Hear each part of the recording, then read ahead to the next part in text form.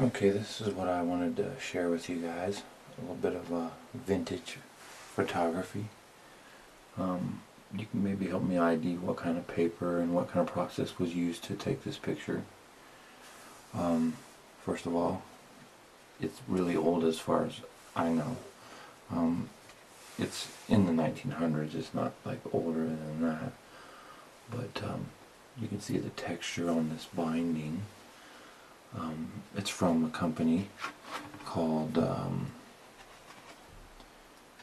can't even say it, but we can read it.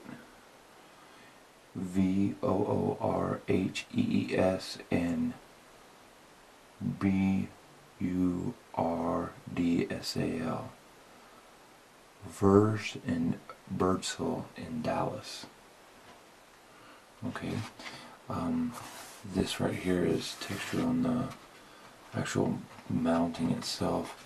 This is like a raised embossing. This is all paper. Okay, it's a picture of my grandfather when he was a boy.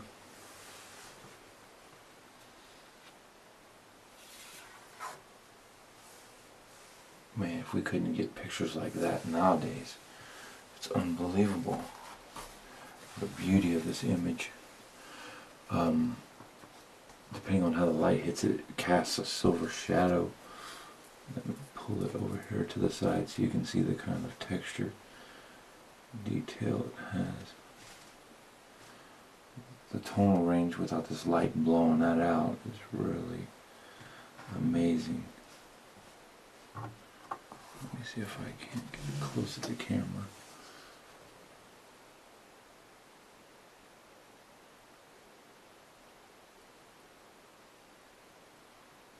I mean, you can see the texture in his face, his eyes, his lips.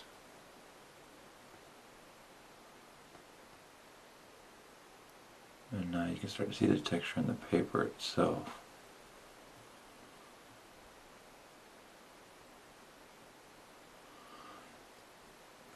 You can really start to see the silver when you turn it to the side.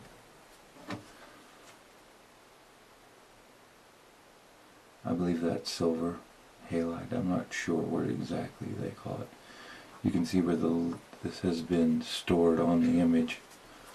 So it's definitely not been archived correctly. His outfit was knickers and socks, it looks like, and a nice jacket and tie. This is definitely a nice portrait. I don't know how fast the portrait is, but there's no blurring on it.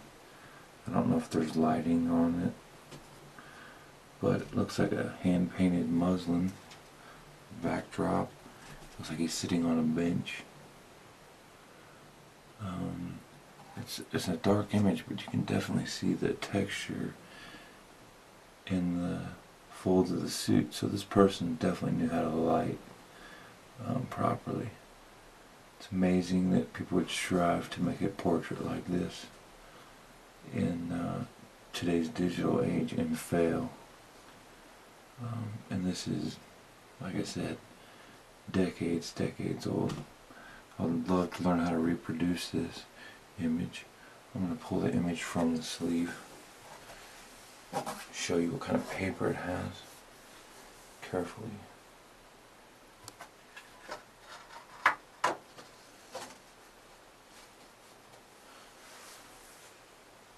Okay, here's the image. Again, that's actually what we're seeing, the bluish silver.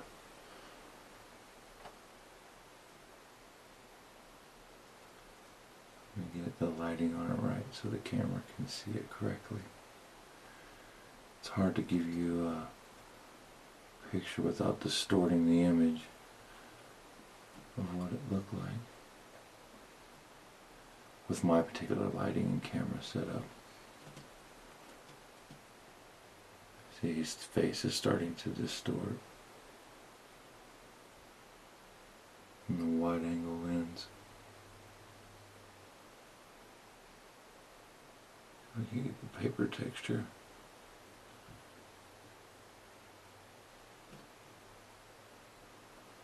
See that painted backdrop? It's not really black and white, it's like brown and white.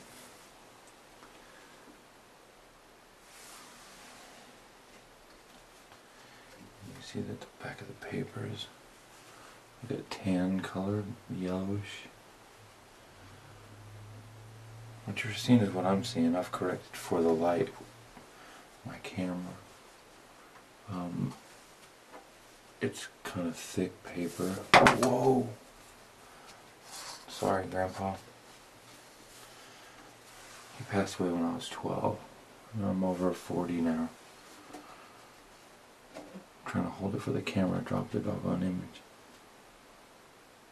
Some sort of, I don't know what kind of paper this is, but it's like cotton.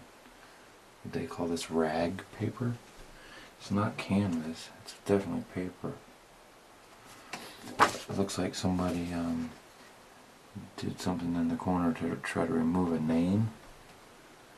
I don't know why they would do that, but they did. And they ruined the image. Look at his fingernails. How the skin tones are reproduced. I mean, his hands are dark like that in the image. They look, they don't look real. Looks like he hit his finger with a hammer. You know when you get that blood blister underneath your fingernail? It's like a rough and tough young man. Look at those hands. Anyways, this is something that I want to reproduce in real life today. So I'm going to have to figure out how to do this. And with your guys' help, maybe I will. And here's some of the mounting. Boy, it cost a fortune to get a mounting like this today. These fancy M-picks and different people. I'm going to research this studio and see if I can't find if they're even alive and well, or out of business, or what. But definitely some high quality mounting. Thanks for watching.